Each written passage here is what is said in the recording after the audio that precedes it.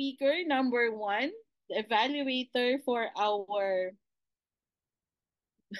sorry, I remember the broom.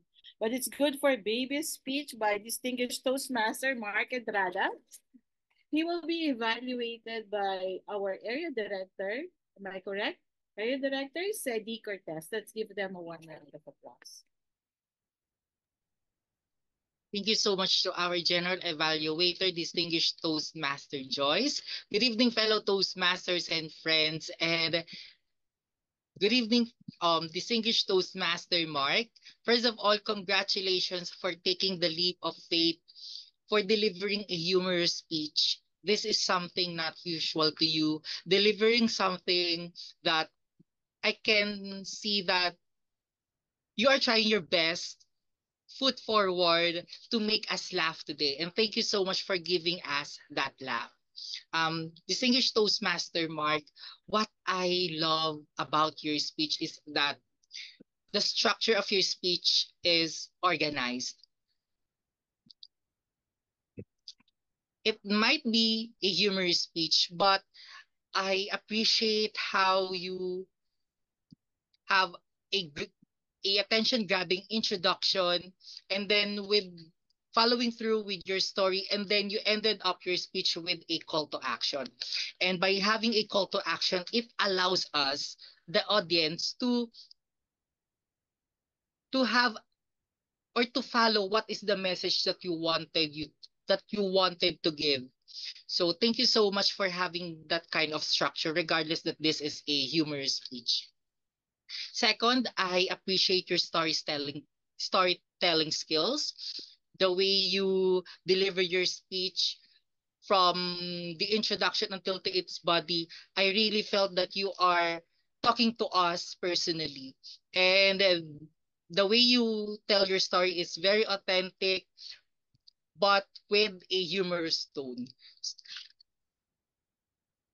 So that is my commendation for you, distinguished Toastmaster Mark. Now, with your speech entitled Good for Babies, what I would like to recommend is, first, I wanted you to emphasize on your vocal variety. What I noticed is that there were some monotonous lines on your speech which needs more impact in terms of how you should deliver that, because some of the lines of your speech has so many potential in terms of injecting some humor, but when you deliver that in a in a monotone, it somehow eliminates the the effect to the audience. So say for example, um when you said breast milk is delicious. So you could have delivered that in a way that you really savored how you tasted the breast milk, because it has so much potential. Second, you may use purposeful pauses. Thank you so much for giving me the copy of your speech, and I noticed that there are so many potential lines that needs pauses. Say for example, when you said breast milk is delicious according to my daughter, so that it will the audience may think that you were the one tasting that meat, but it eventually ended up that it was your daughter's. So use pauses so that it will have an element of surprise. But all in all, Toastmaster Mark, thank you so much for taking the challenge to be a humor speaker tonight. As I said once again, this is not something that I have seen from you. You've been so serious all the way. You've been so good in terms of doing some research or some stories that are serious in nature. But doing this, I can see that in the future, if there are humorous speech contests, and if you improve the structure and the content of your speech, then definitely you can join a humorous speech contest if you want. So congratulations, distinguished Toastmaster Mark.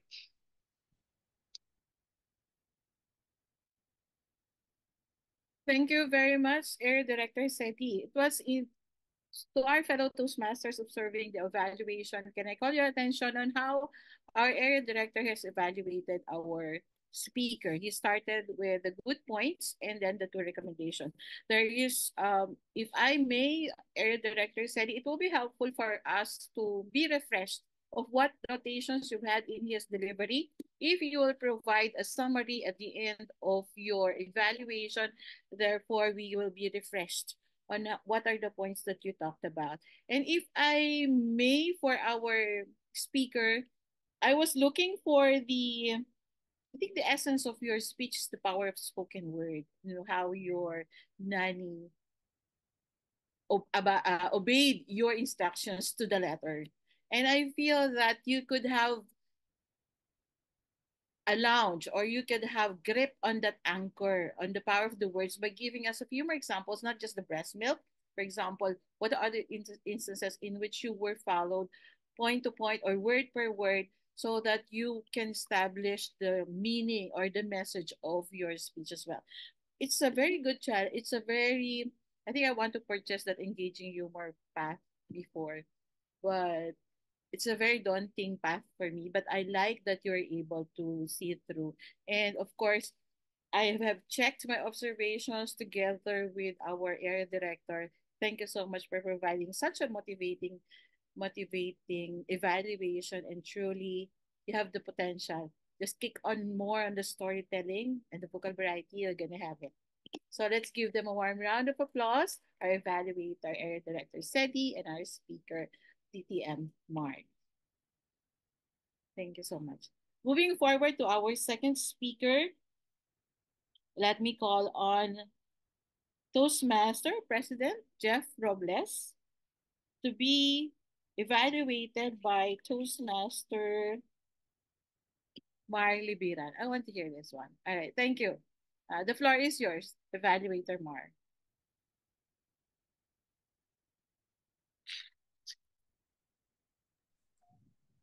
Good evening, fellow Toastmasters. And good evening to Jeff. Yes, Jeff, I'm really inspired by your speech. And you did well in 3 points. First, there is really a good structure, a catchy introduction. Who do you think is stricter, your parent or your father or your mother? And then the body is also good because there was a smooth flow of the succession of events. And of course, closing, very good closing.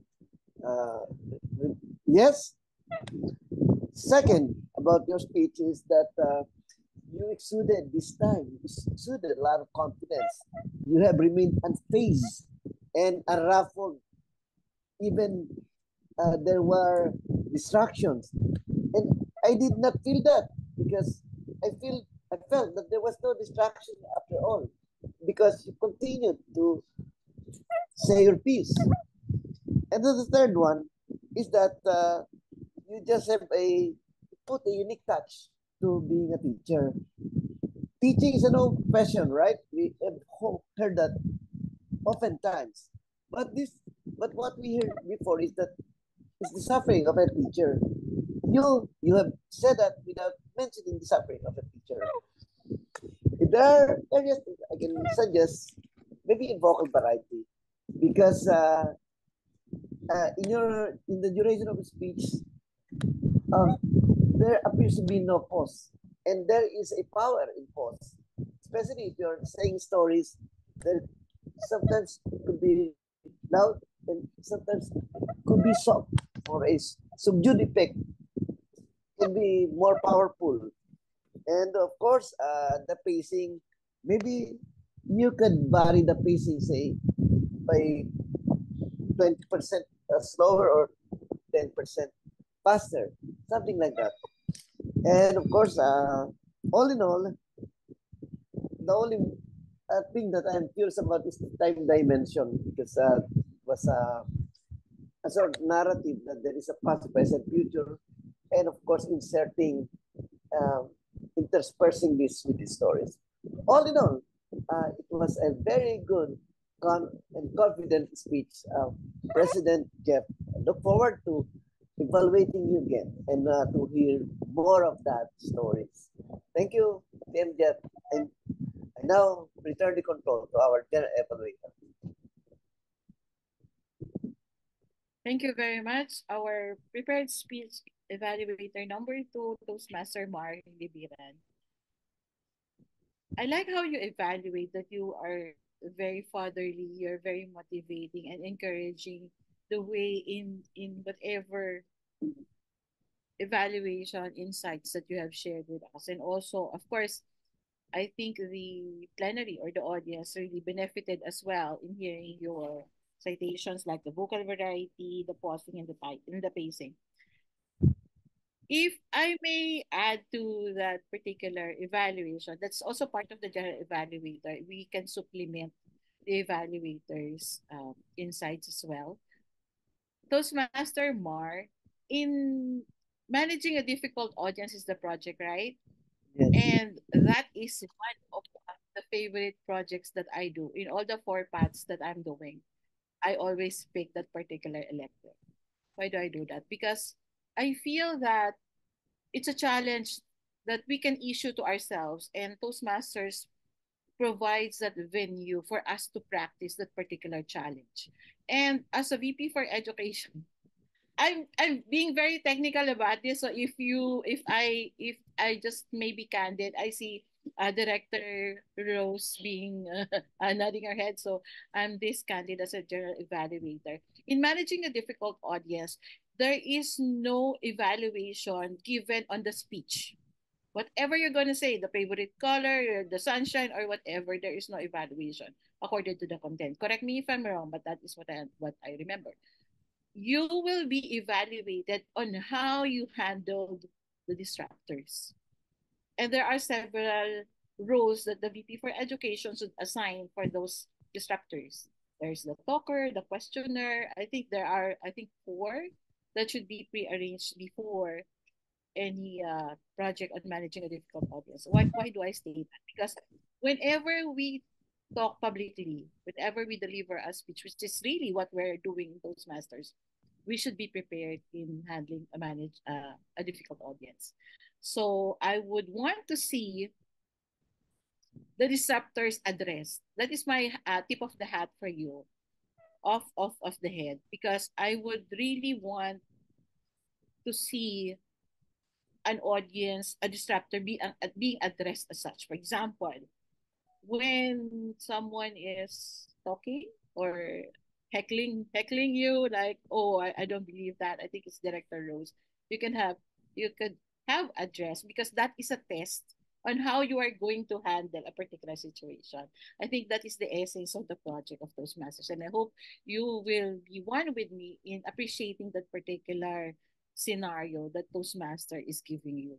And that is also a very nice challenge, because I have personally encountered such a position whenever when I did a workshop before. And good thing I just finished managing a difficult audience project, and I find it very handy. It was helpful for me, and I hope it will be helpful for you too when you apply, or in the future when you do this particular project again. It should be the disruptor should can be acknowledged, but they can be ignored as well. And I think that is one of the observations that our evaluator has noted. So if I may use more of your time, I would suggest that you try to expose yourself into public speaking. That's a really um, hard situations or difficult situations, because that's when you're gonna see the beauty of training that Toastmasters give us. I hope I'm getting through. am I am I getting through? So Yes. that is the effect of managing a difficult audience. But nevertheless, I love how our Toastmaster Mar has been fatherly, and the observations are really on point. I thank you both for enhancing me with that project. I love it. I was refreshed, and thank you all so much.